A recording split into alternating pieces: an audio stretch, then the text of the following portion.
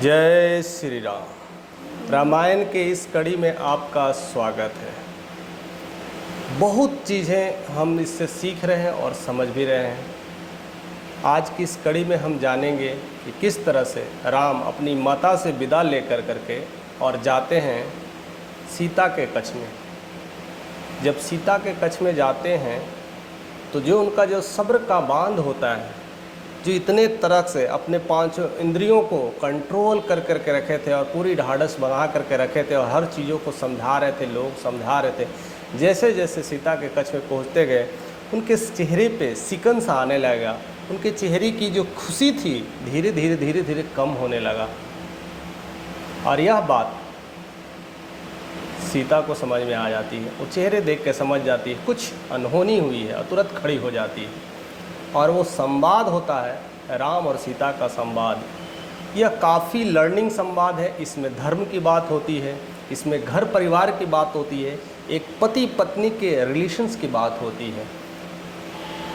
और इसमें ऐसी समझ आप हमें बताइएगा ज़रूर कमेंट कर करके कि आप किस तरह से समझते हैं। आप राम और सीता को किस तरह से देखते हैं। क्या उनके बीच जो संवाद हुआ है, जो प्यार भरी संवाद है, दर्द भरी संवाद है, या साथ रहना और साथ में ना रह करके भी साथ रहना, ये ऐसी क्या बातें हो रही थी। आप सभी को पता है कि वो दर्द अपने आप में एक बड़ी दर्द है। राम को 14 वर्ष का वनवास और भरत का राज्याभिषेक। वैसे तो देखा जाए राम को भी दर्द होता होगा, लेकिन एक धर्मपरायण होते हुए वो सारी चीज़ों को कर रहे थे। अपने पिता का वचन निभा रहे थे और उस वचनबद्ध थे और उस वचन के लिए वो हर कुछ त्यागने को तैयार थे। तो हर कुछ उस धर्म की वजह से वो सारे कार्य कर रहे थे, सबको समझा लिए। लेकिन जैसे ही सीता के कच्छ में आते हैं उनके आवाज़ में वो बातें नहीं रहती है, उनके चेहरे की मुख की और रंगत नहीं रहती है।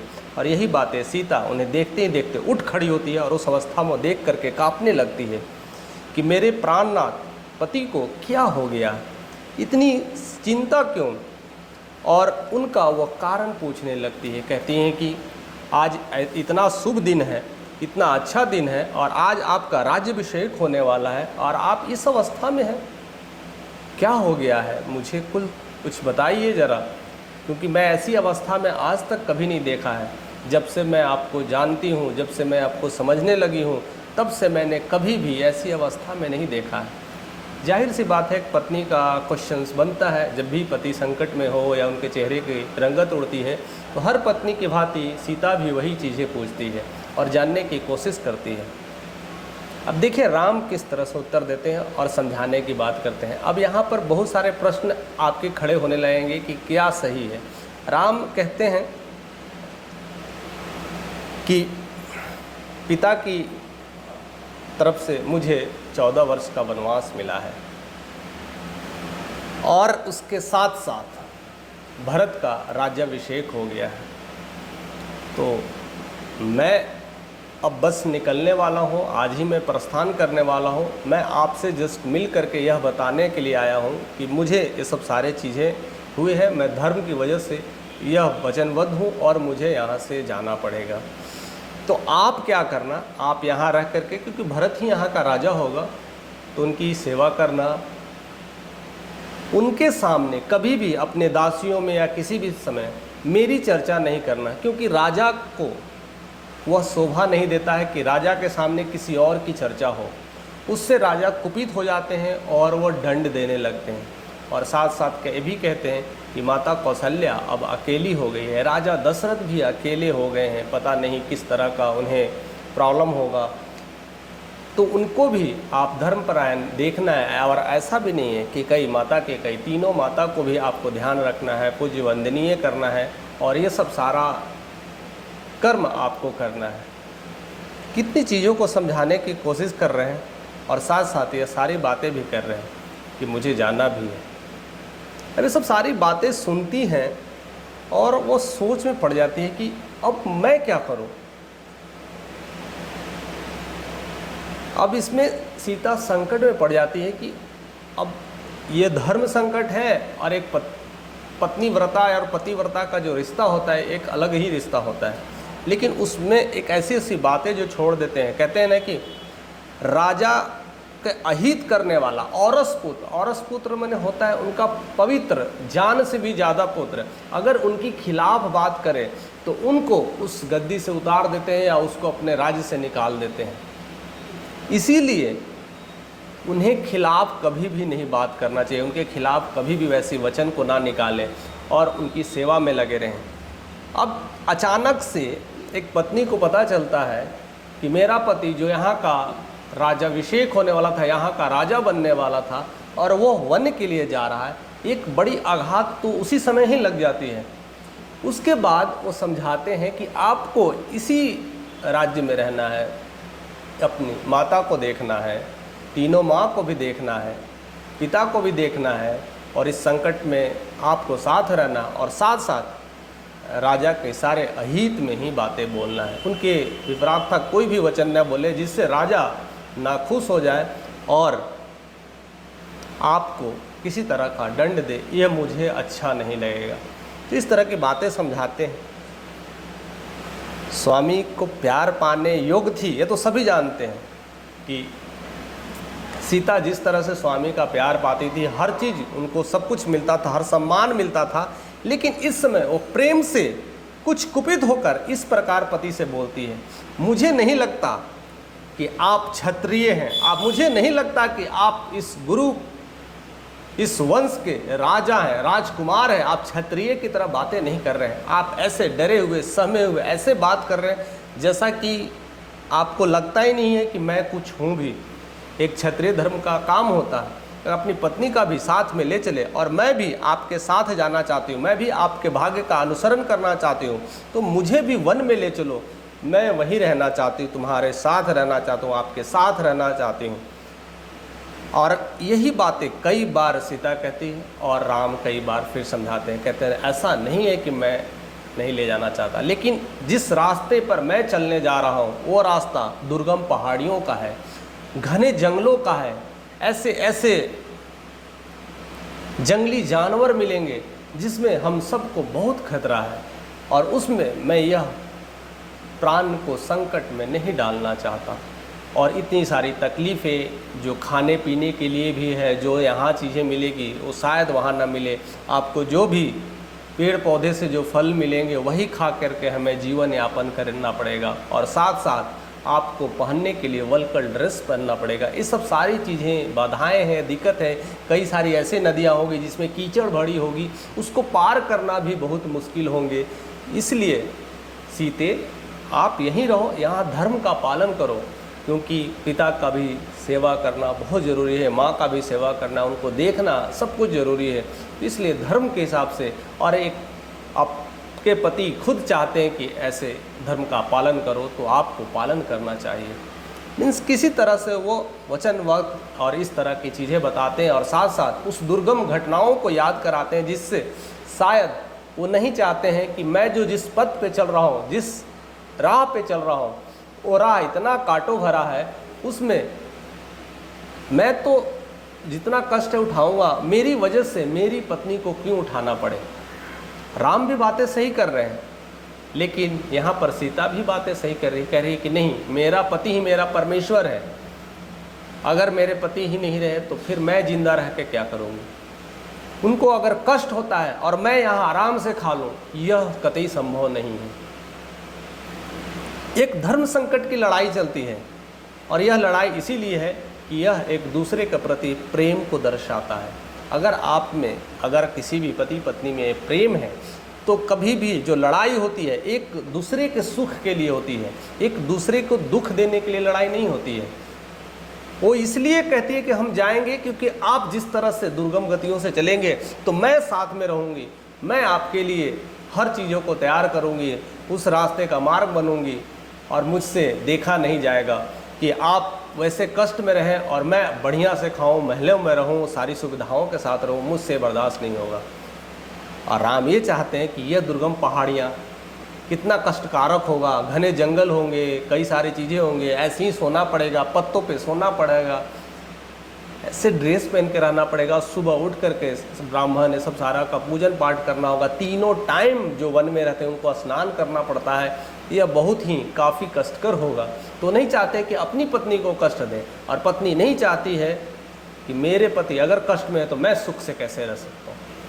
यही है प्रेम की भाषा, और इसे समझने के लिए शायद यह रामायण को रखा गया है कि एक पति पत्नी का रिलेशन को समझे कि किस तरह से कई सारी बाधाएं आएगी आपके जीवन में, कई सारी समस्याएं आएंगी। उस समस्याओं के बीच आपका कौन सा रिश्ता इम्पोर्टेंट होता है। आजकल बहुत सारी शिकायतें होती हैं, जैसे ही शादी होता है तो पति पत्नी अपने घर परिवार छोड़ करके कहीं और रहने लग लेते हैं और साथ में रहते हैं। कहीं हद तक ये सही है, मैं नहीं कहता कि ये गलत है, ये सही है। लेकिन अब यहाँ पर आती है कि लोग शिकायत करते हैं माँ बाप को छोड़ करके अकेले रह रहा है। तो यहाँ पर अगर रामायण से कोरिलेट करें तो काफ़ी कुछ लर्निंग्स मिलता है। राम लक्ष्मण जब जाते हैं सीखने के लिए और कुछ चीज़ों के लिए, तो यहाँ पर बात अलग होती है। यहाँ पर वो जा रहे हैं ऐसे त्याग के लिए, इस तरह समर्पण के लिए जिसमें 14 वर्ष तक अलग रहना है, और उस कष्ट में साथ देने के लिए सीता जा रही है। लेकिन यहाँ का जो सिस्टम है, जो हम आवाम सिस्टम में जो हम रहते हैं, यहाँ पर सिस्टम उल्टा होता है। यहाँ पर पत्नियाँ इसलिए जा रही हैं कि वहाँ पर हमें सुख मिलेगा, वहाँ पर हमें आज़ादी मिलेगा, वहाँ पर हमें खाने के लिए रेस्टोरेंट मिलेगा, मूवी देखने के लिए सिनेमा हॉल मिलेंगे, घूमने के लिए पार्क मिलेंगे, ये सारे इंडिपेंडेंट मिलेंगे। इस वजह से जा रही है, ना कि पति दुख में है इसलिए उनकी सेवा शुश्रूषा के लिए जा रही है। तो यही चीज़ समझाने की कोशिश की। कई लोग इसे अन्यथा ले लेते हैं और नहीं समझ पाते हैं और इसका गलत मीनिंग निकाल देते हैं। तो चीज़ों को समझें कि क्या होता है, और यही बात राम समझाते हैं और सीता मानती नहीं है। कई बार राम समझाते हैं और सीता नहीं मानती है। अंत में अब लगता है कि अब सीता को लगता है कि ऐसे नहीं होगा, तो फिर अपनी पुरानी ऐसी ऐसी कहानियाँ सुनाती हैं कि जब मैं कुंवारी थी तो मेरी माता मुझसे जब हाथ दिखलवाई थी, ब्राह्मण आए थे तो वहाँ पर भी मुझे बताया गया था कि आपका वन जाना लिखा है। तो अगर यह तो उत्तम है ना कि मैं पति के साथ ही वन में चले जाऊं। ऐसे अगर वन में अकेले रहना पड़े, जाना पड़े, तो ब्राह्मण का किया हुआ तो कभी झूठा नहीं होता, वो तो सत्य होगा। तो ये तो मौका है, तो सुनहरा मौका है, तो मुझे साथ जाने दीजिए। और ऐसे भी कई बार कई लोग मुझे इस बातों के लिए आप कहें, और आप भी कई बार जो चर्चा हुई है, कई पहले कितने सालों पहले जो चर्चा हुई थी, तो ये बातें की गई थी कि हम लोग के भाग्य में वन गमन लिखा है। शायद यह वही समय आ गया है। तो आप मुझसे दूरी क्यों बना रहे हैं? मुझे जाने दीजिए। अगर नहीं जा पाएंगे तो मैं जी कर क्या करूँगी? या तो मुझे जहर दे दीजिए या तो मुझे मार दीजिए, मैं जाऊँगी तो आपके साथ। इतनी जिद करने लगी, और उस जिद के आगे फिर से राम पघिल जाते हैं। बहुत कुछ समझाने के बाद नहीं होता है तो फिर कहते हैं ठीक है, अगर आप जाना ही चाहते हैं तो सब सारी प्रक्रिया को करते हुए अति शीघ्र जितने भी हमारे पास धन संपत्ति है उस सबको दान करना होगा। क्योंकि जब हम 14 वर्ष के लिए जा रहे हैं तो हमारे साथ जितने भी रहने वाले हैं, जितने साथ हमारे साथ काम करने वाले लोग हैं, जितनी दासियां हैं, वो 14 वर्ष तक हमारे भरोसे थे। वो किस वजह से रहेंगे? उनको 14 वर्ष के लिए तो हमें खाने पीने का सारा अरेंजमेंट तो करना पड़ेगा। सीता बहुत प्रसन्न हो जाती है, उनको कुछ और दिखाई नहीं देता, बस पति का साथ दिखाई देता है। तो जितने भी खजाने होते हैं सब खोल देते हैं, और सब कुछ जितने भी दासियों को देते हैं, राम भी अपने खजाने खोलते हैं, सब कुछ दासियों को देते हैं, ब्राह्मण को देते हैं। और वो इतना दे देते हैं कि 14 वर्ष तक जब वो लौट के आए तब तक उन्हें खाने का कभी भी कमी ना हो। और यही कहते हैं कि जब मैं लौट के आऊँ तो आप लोग ऐसे ही रहिएगा, यहाँ से जाइएगा मत, क्योंकि मैं बहुत जल्द आऊँगा। तो वो सारे चीज़ जितने भी उनके पास धन संपत्ति होते हैं, जितने भी जल धन जवाहरात होते हैं, जितने भी मणि रत्न होते हैं, जितने भी गायें होती हैं, कुछ ज़मीन होता है, ज़मीन तो खैर नहीं कह सकते, बट जितने भी धन संपत्ति है वो सारी चीज़ें वह ब्राह्मण को दान करते हैं या तो दासियों को दान करते हैं कि 14 वर्ष तक वो यहीं ऐसे ही काम करते रहें, वैसे ही जीवन यापन करते रहें, उन्हें किसी तरह का कोई दिक्कत ना हो। ये सब सारी चीज़ें फिर सीता भी तैयारी करती है और सब कुछ तैयारियां शुरू हो जाती है। और ये सारी घटनाएं को कहीं ना कहीं लक्ष्मण गेट पे किनारे सुन रहे होते हैं। अब देखिए कितनी सारी विडंबना है एक तो पहले ही आघात पहुंचता है लक्ष्मण को कि मेरे भ्राताश्री वन जा रहे हैं 14 वर्ष के लिए। ये अपने आप में एक बड़ा आघात है, उस आघात को झेल नहीं पाते हैं।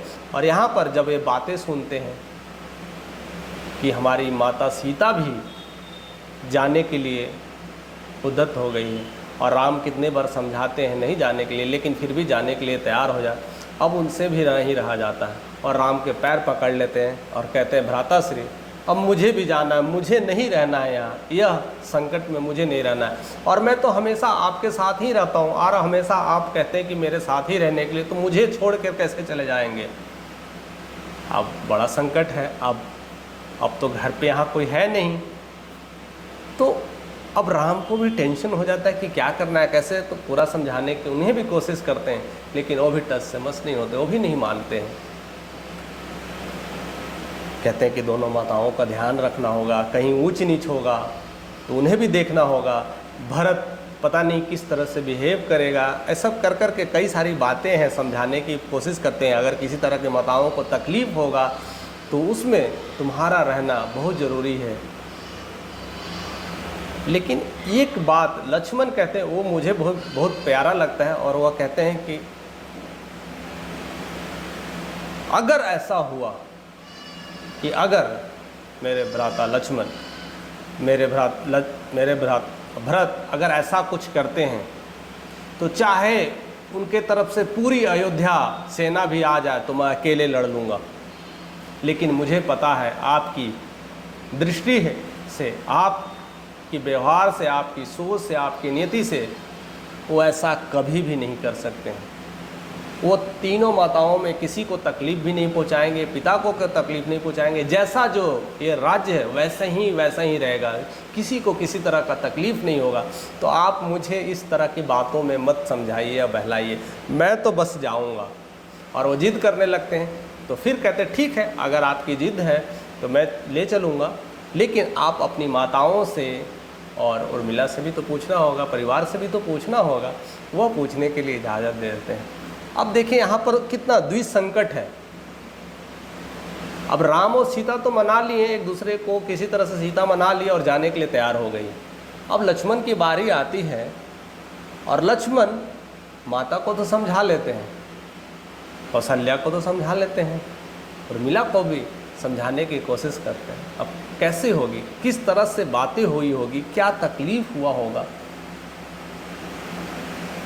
अब उनको 14 वर्ष बिछड़ना है,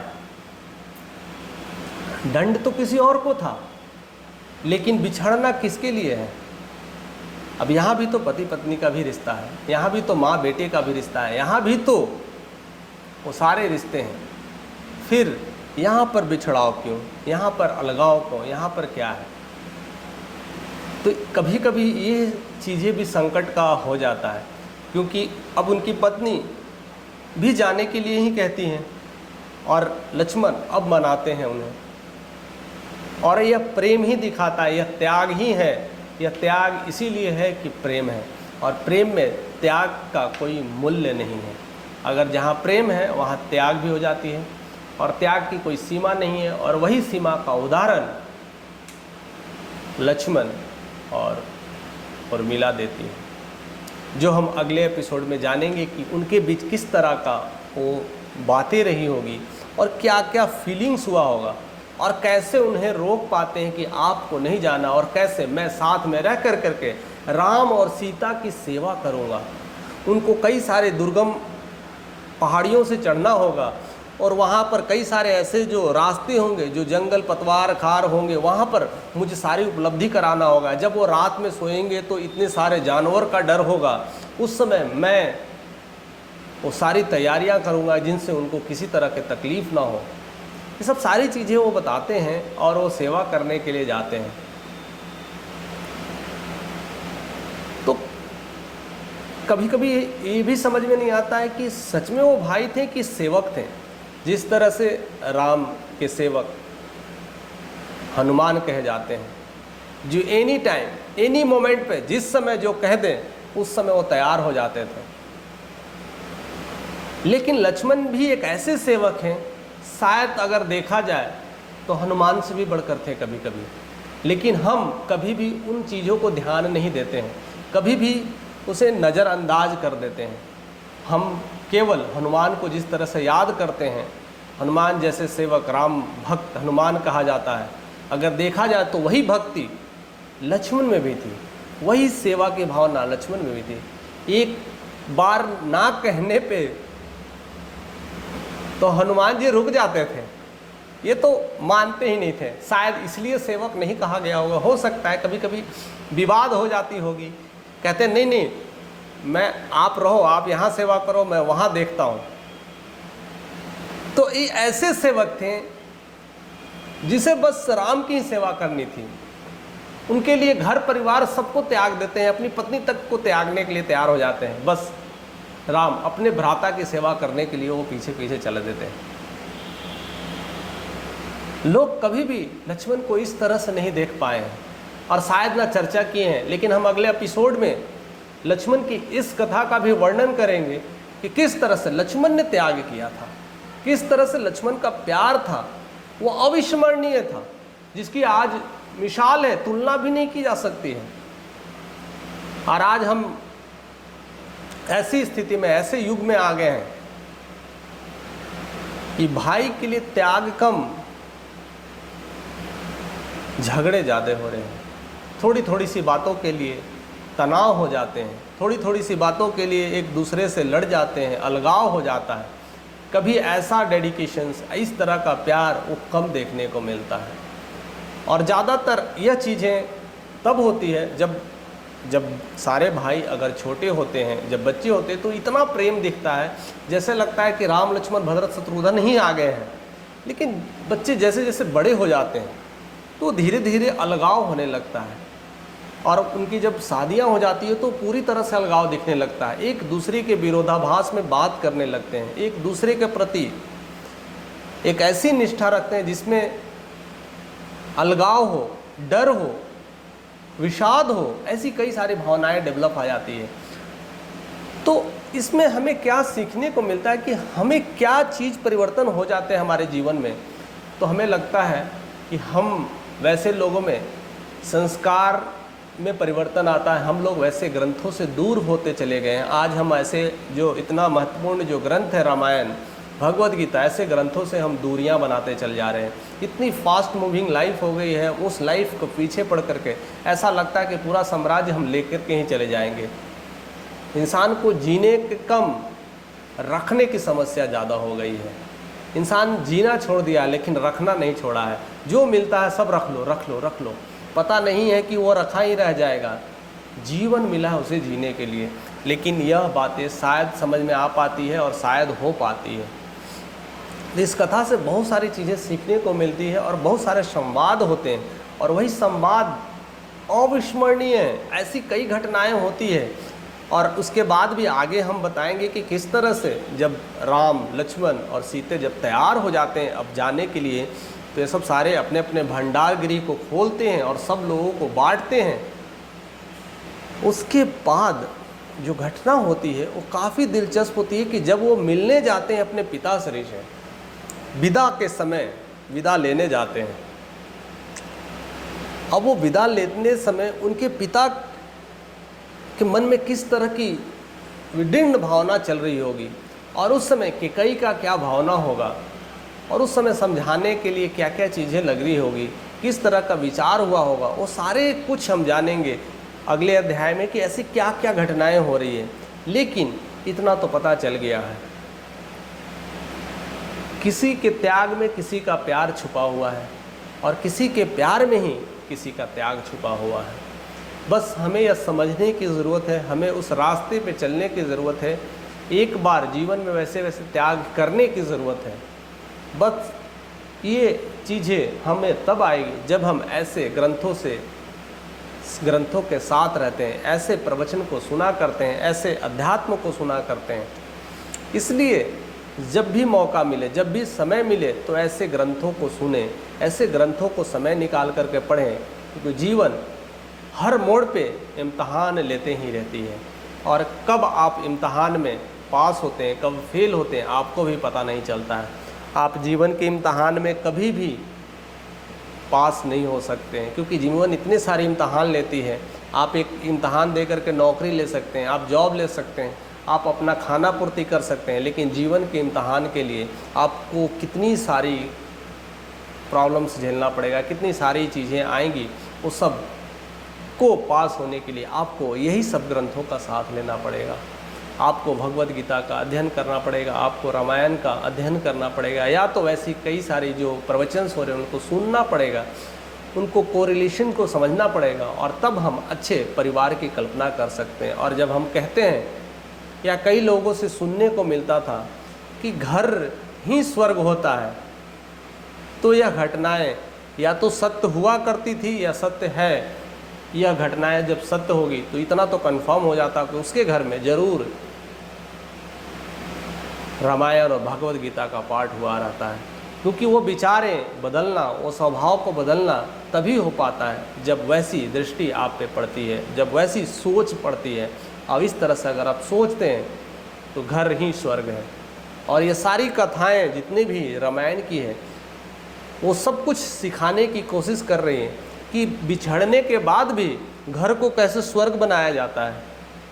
कई सारी समस्याएं आ रही है उनके जीवन में। राम को वन जाना पड़ रहा है, सीता भी वन जाने के लिए तैयार हो गई, इवन लक्ष्मण भी जा रहे हैं, यानी पूरा घर खाली हो रहा है। अभी तक भरत और शत्रुघ्न आए नहीं है और घर खाली हो गया। एक सूनापन घर में फिर से वो अनुभूतियों को लाना, वो प्यार को दिखाना, वो त्याग और बलिदान को दिखाना, और फिर से अयोध्या नगरी को उसी तरह से रख पाना, यह आसान नहीं है। ये बहुत सारे संघर्ष है, ये बहुत सारे त्याग है, और उस त्याग को ही सीखना है। और इस रामायण के माध्यम से हम बहुत कुछ सीखते जाएंगे, और अगले कड़ी में हम जानेंगे कि किस तरह से राम, लक्ष्मण और सीता अपने पिता से विदा लेने के लिए, वो अंतिम मुलाकात के लिए किस तरह से विदा लेते हैं, और कैसी कैसी बातें होती है, उसमें कैकेयी का क्या योगदान रहता है, वो सब अगले कड़ी में जानेंगे। तो हमारे साथ आप ऐसे ही बने रहें। इसी तरह का और भी कई से कई हम स्टोरी इससे ऐड भी करते जाएंगे, और बहुत सारा जो ऐसी स्टोरी है जो खास करके स्पेशल स्टोरी है इसमें रामायण में, उसको भी लाने की कोशिश करेंगे, जिससे हमें और भी क्लियरिटी मिले और भी पूरी अच्छी तरह से समझ डेवलप हो। मैं अपनी पूरी समझ के साथ यह पाठ आपके सामने ऐसे ही व्यक्त करता रहूँगा। तो हमारे साथ ऐसे ही बने रहने के लिए प्यार देते रहिए, और इस तरह से बने रहने के लिए आपका तहे दिल से शुक्रिया। जय श्री राम।